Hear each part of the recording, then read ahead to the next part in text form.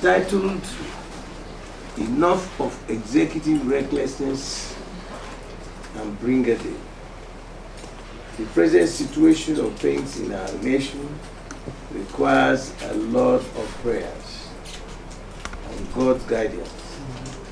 As a result of this, I am inspired to quote the Word of God as stated in the letter of Paul to the Romans, chapter 12, verses 9 to 21. And I quote, "Love must be sincere. Hate what is evil. Cling to what is good. Be devoted to one another in love. Honor one another above yourselves. Never be lacking in zeal, but keep your spiritual fervor, serving the Lord. Be joyful in hope, patient in affliction, faithful and pray. Share the Lord's people who are in need. Practice hospitality.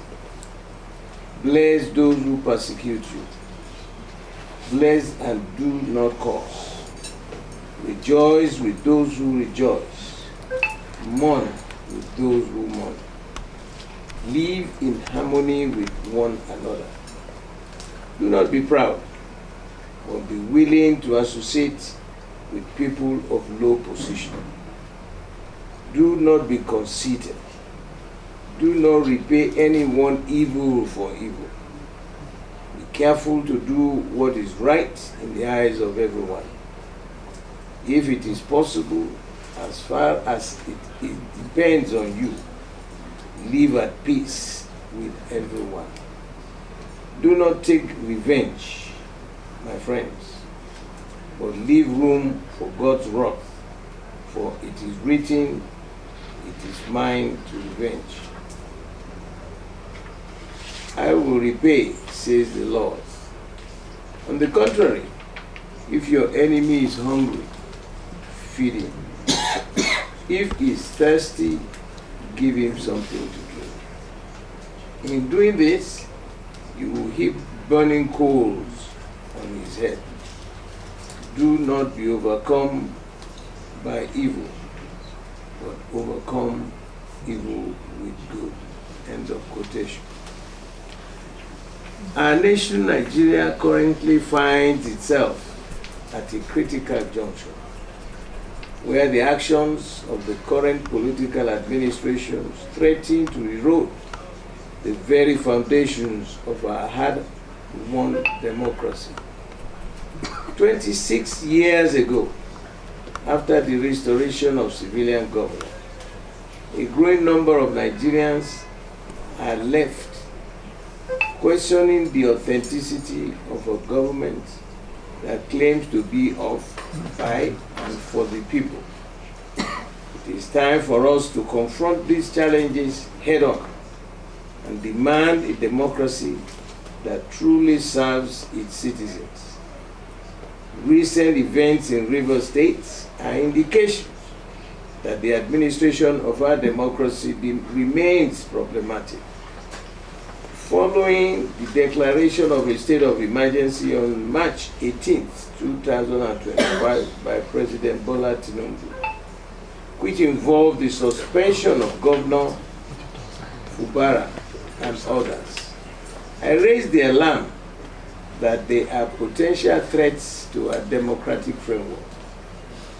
It is noteworthy that prior to and subsequent to the emergency declaration, Rivers State witnessed no significant incidents of violence. Not even a chicken was killed in the state. Nevertheless, a group entangled in this manufactured man-made crisis shamelessly praised President Bola Tinubu's decision, revealing that the motivations behind the declaration were politically motivated. A deeply troubling reality that cannot be overlooked. Currently, there appears to be an effort to legitimize this illegality. Last week, Mr. President formally sought the National Assembly's approval for key appointments in Rivers State as part of the measures instituted under the state of emergency. In a letter presented and read by Senate President Godswill Akpabio during a plenary session, the President requested confirmation for the appointment of a chairman and 6 members of the Rivers State Independent Electoral Commission, RISIEC. These nominees were produced by Vice Admiral Ibok Ete Ibas, the sole administrator responsible for overseeing the state of affairs in Rivers.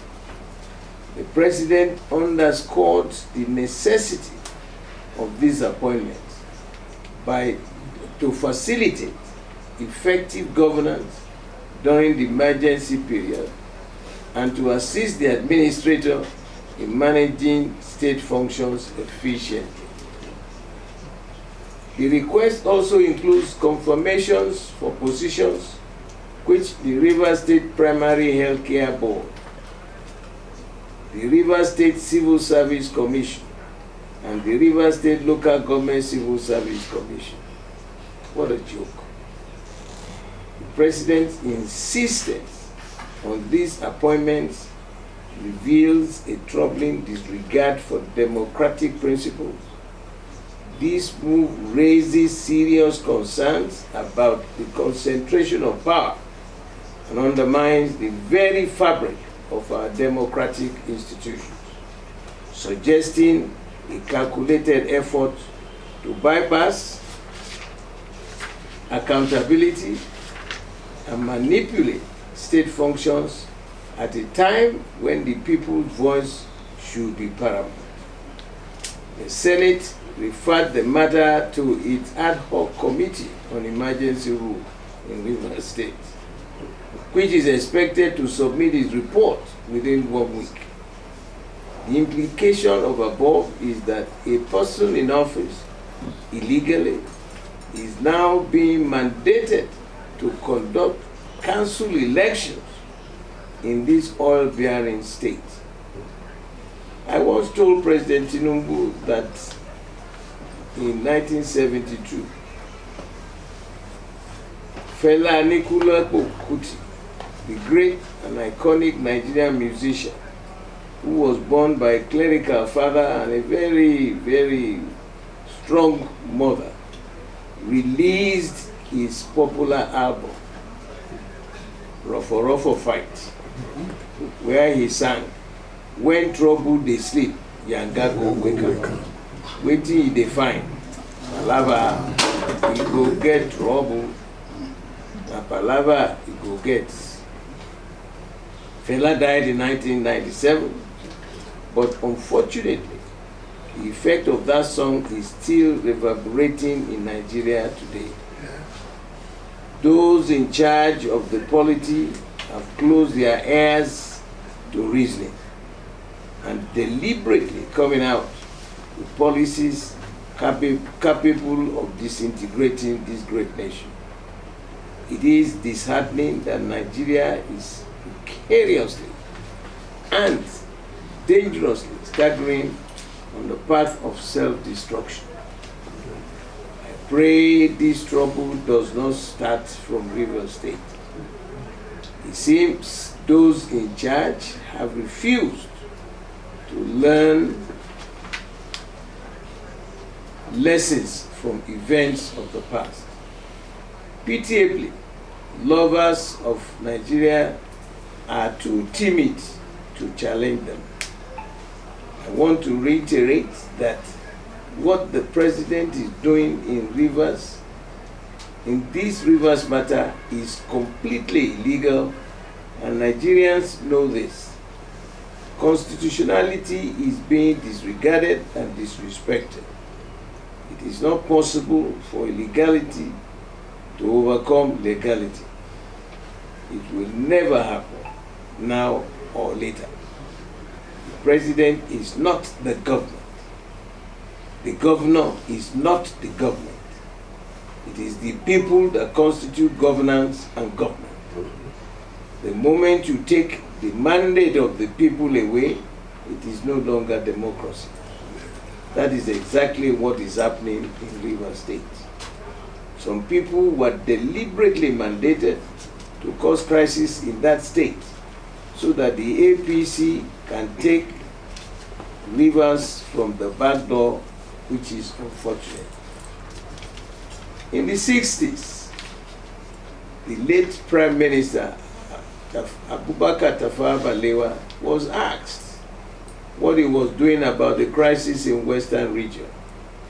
And he said as far as he was concerned, there was no crisis. We all know the rest of the history. I want to tell President Tinubu that he's not a king or an emperor. This is a republic. It does not have absolute powers. This is how Adolf Hitler started in Germany in 1933 to 1945. Instead of President Tinubu addressing critical issues in the polity, he's busy naming and renaming public facilities after himself. Vice Admiral Ibas, retired, is not the governor of Rivers State. He is in office illegally. As long as he is there illegally, he does not have powers to appoint people to fill all these critical, constitutionally assigned positions, because he was never elected.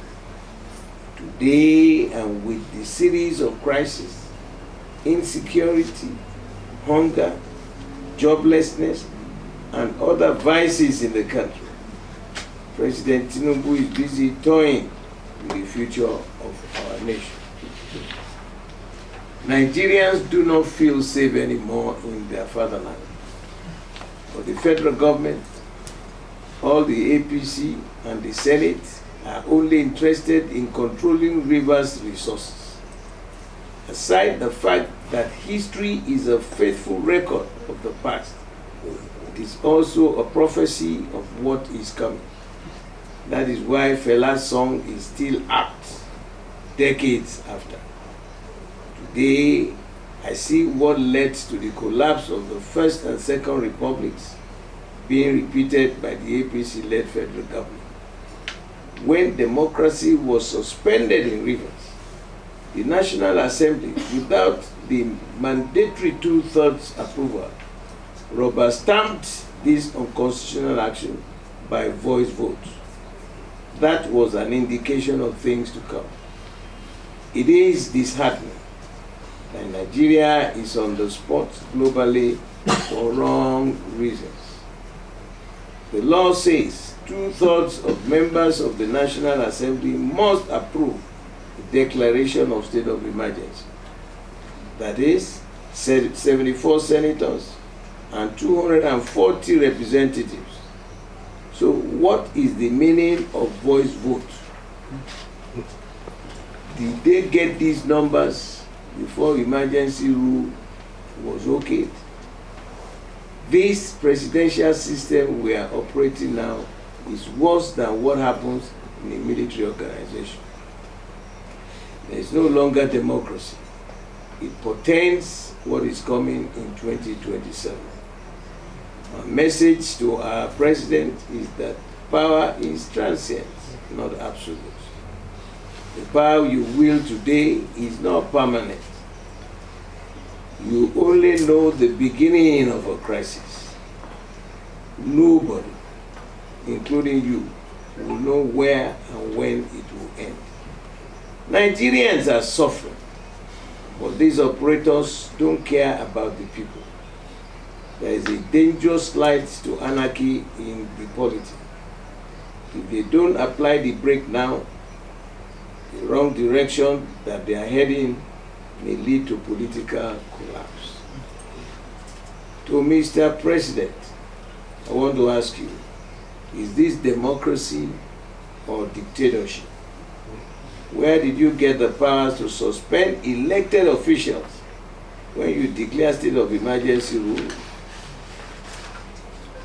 in the oil-bearing state on Tuesday, March 18, 2025? As the Commander-in-Chief of the Armed Forces, you have powers to declare emergency rule all over the country to deal with enemies of state. But from which constitution did you get the powers to suspend elected officials? If you remember, former President Goodluck Jonathan declared emergency rule in Adamawa, Borno, Yobe states in 2013. But he did not sack the governors. Kashim Shettima, who is now your deputy,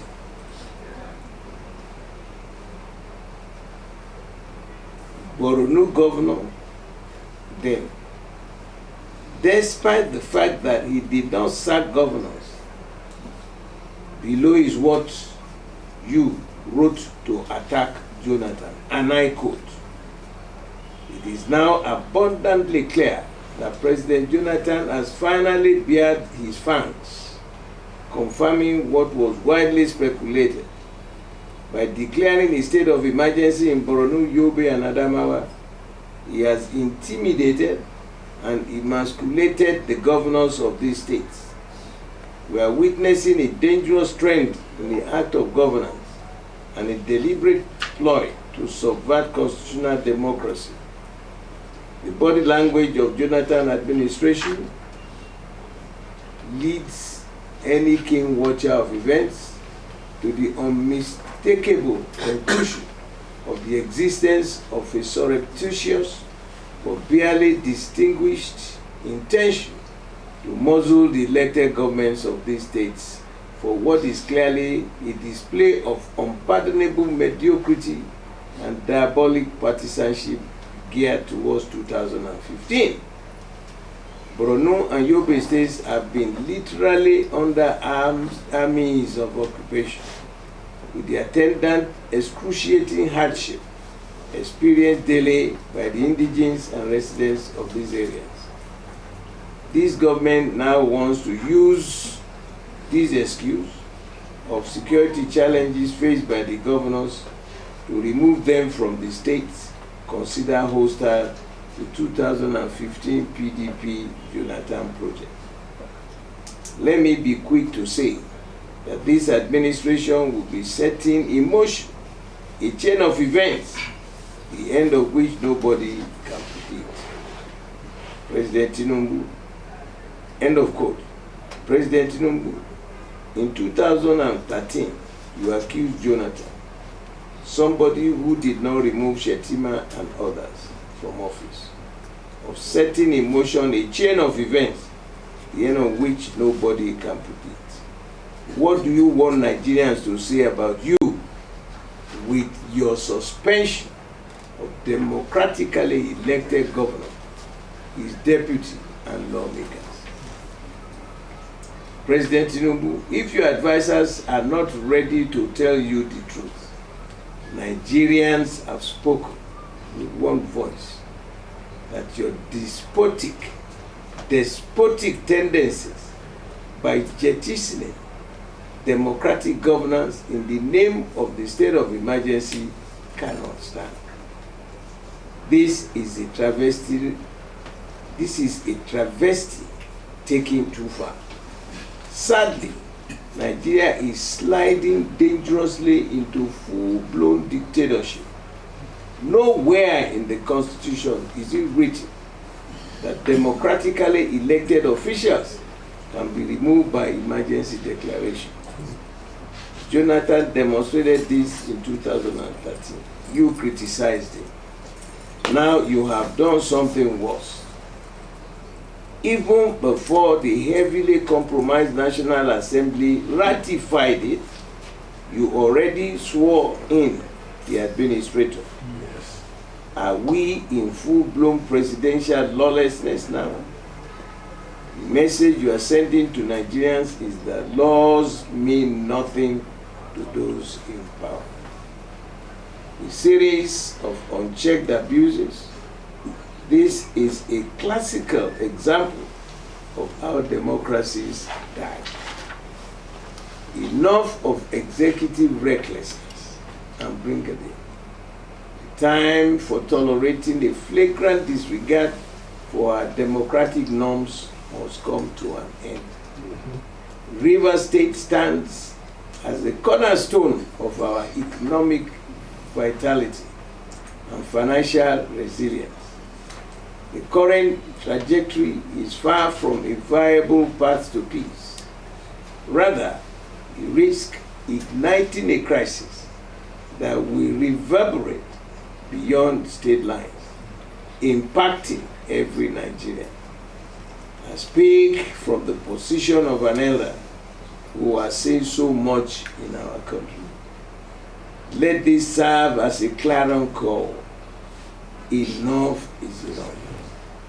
What is sufficient for the wise to heed the warning. The stakes are too high to remain silent any longer. Finally, let me leave you with this quotation, and I quote: "Every time we refuse to face up to issues and confront them, we weaken our character."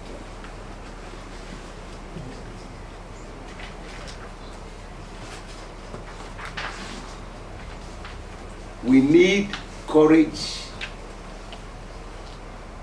to have strength of character.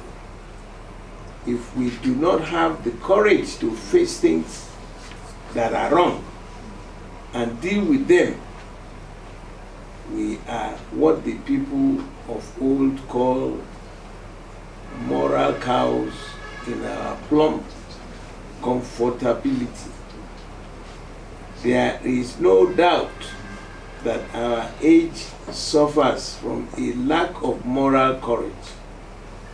So many are in the inglorious business of keeping their heads down. We are in the process, says a politician, of being standardized morally and at a very low level. The new moral code is, it must be right if everybody does it. Many leaders lose their way because of lack of courage. They lie down before everything instead of standing up for something. All is not lost while we have courage. May God the Almighty, who is always ready to give us all we need. Thank you for your attention, and may God bless Nigeria. I think this candidate of the People's Democratic Party, GD, popularly known as Gentile, he came out and said that all PDP, how do they even put it, structure has been collapsed and all of that, and so all of his members and everything, they are now going to another party. And so when I saw it, I'm like, really? You know, because I remember when he came here then, and that was even part of the question I posed to him, that you are coming from a party that I know that, you know, there is this power that holds them down. That are you sure that you're coming with sincerity, and how would you be able to protect yourself? Do you think you would take the PDP to victory and all of that? And he was so confident, said a lot, but you know, how many years down the line now he's coming to collapse all that? So, and I knew that many of your members then, they were actually very angry, knowing that this is not a man that has been in the party for long. So I believe many of the party members saw that he was not going to be truthful, you know, because there are sometimes I even bought boss with some of them and they don't know I'm a journalist actually, and they are talking, so I hear of all of these. And some even said, even when he was bringing, what was her name, the popular comedian, Funke Akindele, the actress, you know, a lot of people said as PDP become a joke that they are bringing, you know, somebody that's, and he was even saying that maybe it's because she's known popularity that we head up the PDP and all of that. So I would like to get your reaction on that, and also forging ahead better. I would also like to advise, I don't know how this comes, but I think maybe it has gotten to a point where the PDP as a party, especially in Lagos, maybe you will need to be, maybe you will have like a kind of, psychologist who would help to always look at some of these candidates that are coming so that you can really see through their eyes and know those that are being truthful or not being truthful. Thank you, sir.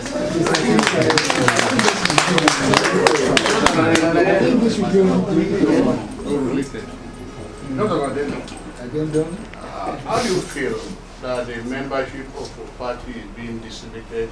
Because nowadays you see a PDP governor just declaring for APC, and when they challenge the president or try to turn Nigeria to one-party state, he accused you, the opposition, that is you, the opposition, that did not put your house in order. So how do you feel? What's your reaction? Thank you. Any more? Sorry, sir. In addition to that, we saw. Thank you, you're reliable. Fortunately, you've been coming for meetings, for discussions, and all that. First of all, I consider it an infra-dig. In the full Latin word, an infra-dignitata. For me to react to Jador, whether he's collapsing to the right or collapsing to the left, he can collapse to anything he wants. He's he was an LTV cameraman, so he can shoot his pictures from all sides of the device. He's well known now for the caricature that he represents. Any organization anywhere in the world, whether in the first world or the third world or the poorest world, you can't but make mistakes. But your ability to discuss, to amend, and suggest solutions will be a measure of your competence to the public. I want to wish him well. He's gone back. He says he's gone to APC, that PDP people have collapsed. If you, later people showed me the picture. I looked at it. All those guys surrounding him. Who are they? Is that the PDP? It was unfortunate that a respectable elder suggested his name. And even when the elders, the same elders, we met, because once you are contesting for that high position, you normally present yourself. Each of the aspirants will come before the elders to present themselves, what they have done, and who they are, and all that. We knew the fellow who was much better than him, that won that presentation. But because of where he was nominated to say we should consider, we gave a lot of regard and respect. And we said, why don't you, he's slightly older than the younger one. Let him be the running mate to him. He prostrated and said, thank you, sir. Only for him to flip-flop and say, there was somebody who said if he wins, he should go and get that lady to come. I looked at this young man. You are much younger than my first 3 children. I told him to get out of here. Because he was absolute nonsensical. But in politics, you see the good, the bad, and the ugly. We have learned a lesson. The crisis that we are, trying to resolve in our party, because this party is an Iroko tree. It's like an oak tree in Lebanon. No matter the wind, a Iroko tree in the bush, no matter the wind, He will flip, flop here, there, but at the end of it, because the root is deep, and that is why our party has survived till today. We are reassessing mistakes, self-inflicted mistakes that we made. We're learning the lessons, and he's looking at that as if we have collapsed. I laugh because his own organization, the so-called the APC, he came up publicly and told the world that I own the party. So we want, when we go back to the electorate, because the real power, there is no presidential governance. There is no president who says it's government. There is no governor who says it's government. The real government are the people. If we really have to sort out the rubbish, the mess that we call the INEC now, we bought new machines, we bought new technology. Still, in Ghana there, it worked. Yes. In Nigeria, it's glitch. Why can't be straightforward? Why can't we be straightforward for a change? Who is suffering now? Whether you are a rich man or a poor man, go anywhere in this country. Look at what is happening in Benue. Are they not Nigerians? They are being murdered, mercilessly. And who are these people? They say, oh, Fulani man, Fulani. I don't believe it's any fool. The younger generation are the ones who are angry. Go to school. They went to school. They graduated. No job, no food, no house, no future. Where is microcredit? I remember during Jonathan's period, they set up this skill acquisition program. He even opened up schools for the children of the now these are young kids now that have now benefited.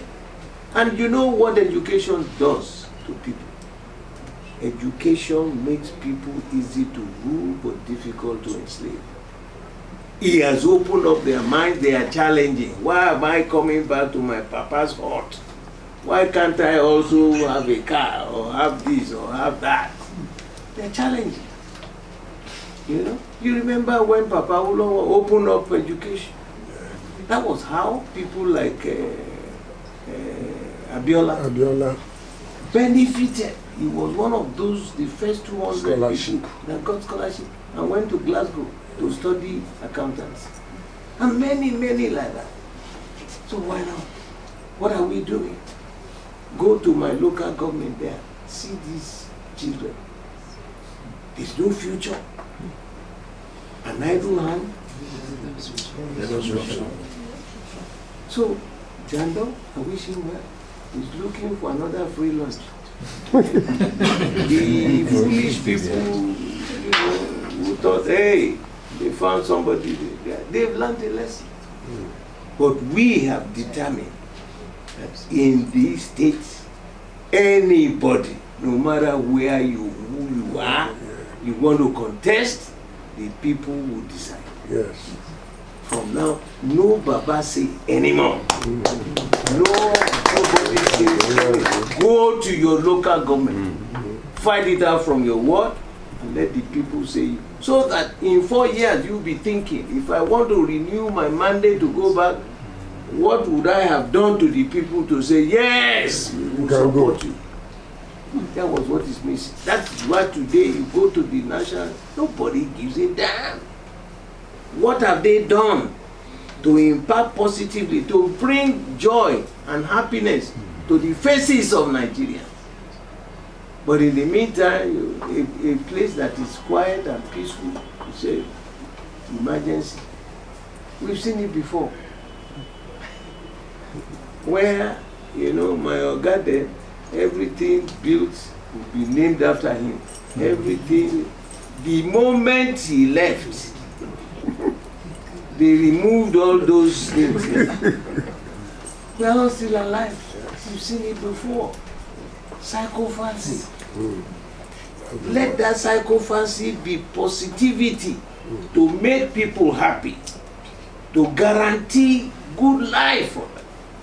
That is the essence of governance. The management of the resources of the land for the benefit of the people. Thank you, sir. Simplicity. Thank you very much, sir. About the members of the party.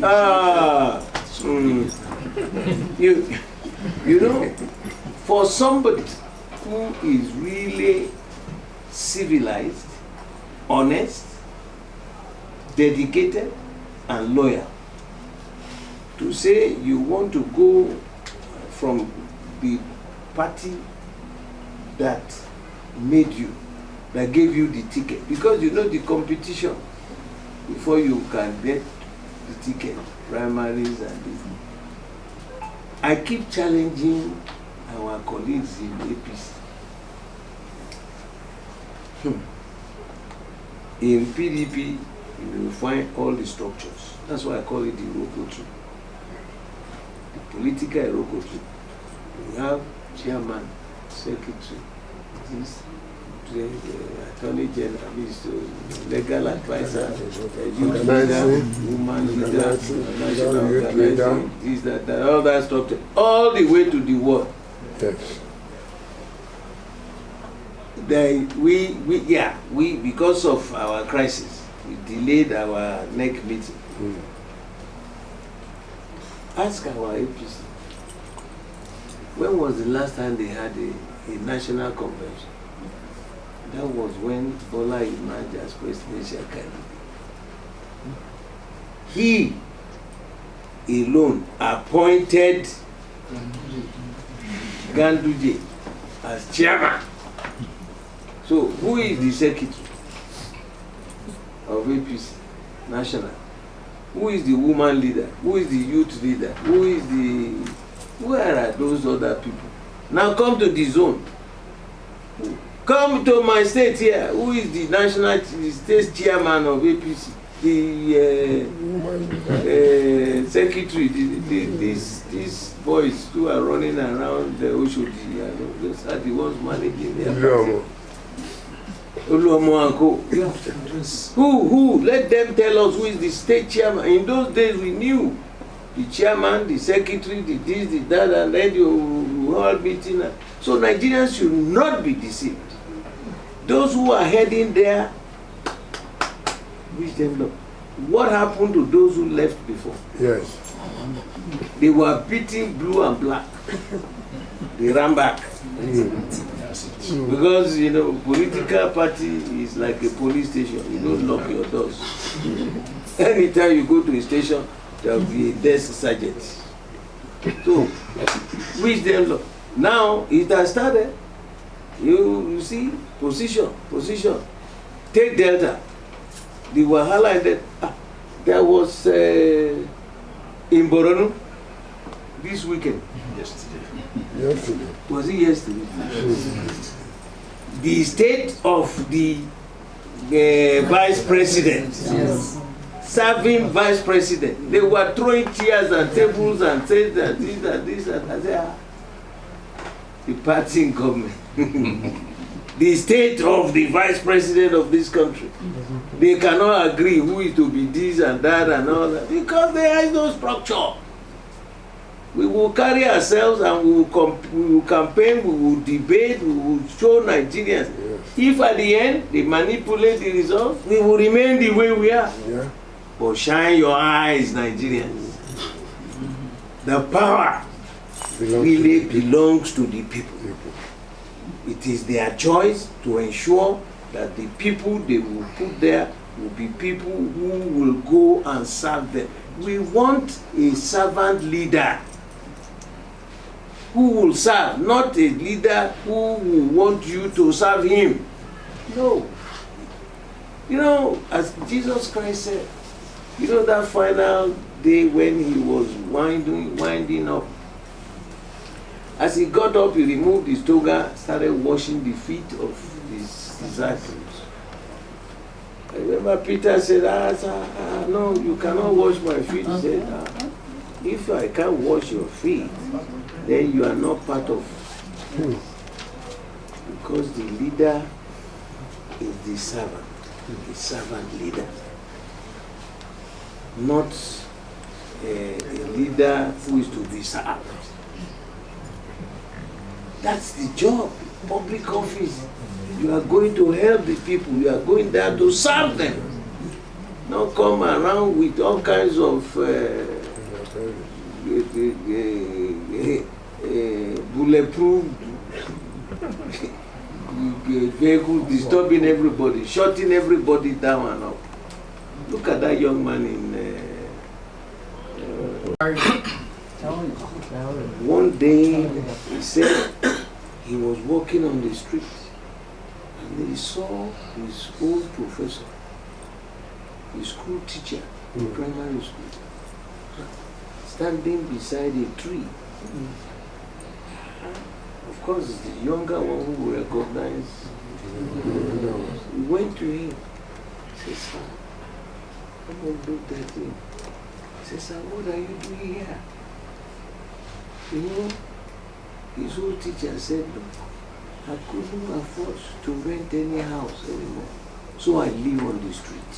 He said, "Sir, you trained me. You showed me what is expected of me if I become a leader." He took the Baba, went straight to the bank and said the mosque and the banks must set up a special fund, an organization to take care of all those retired people in their country. That's what I want. Look at the humongous amount of money that these bankers declare as profit. Where is the factory they are running? Look, I have said it before. Somebody, the Almighty God, will challenge them. Amen. If you have so much, at the end of every year, you declare billions and trillions of profit, and you cannot dedicate a certain amount of money either to education or to microcredit or to help the people. Who dies and carries the money? You know, recently I lost my older sister. For the first time I saw it, has struck my heart, and my trust and my belief in the Almighty God just went beyond my own control. My older sister married a Muslim, so she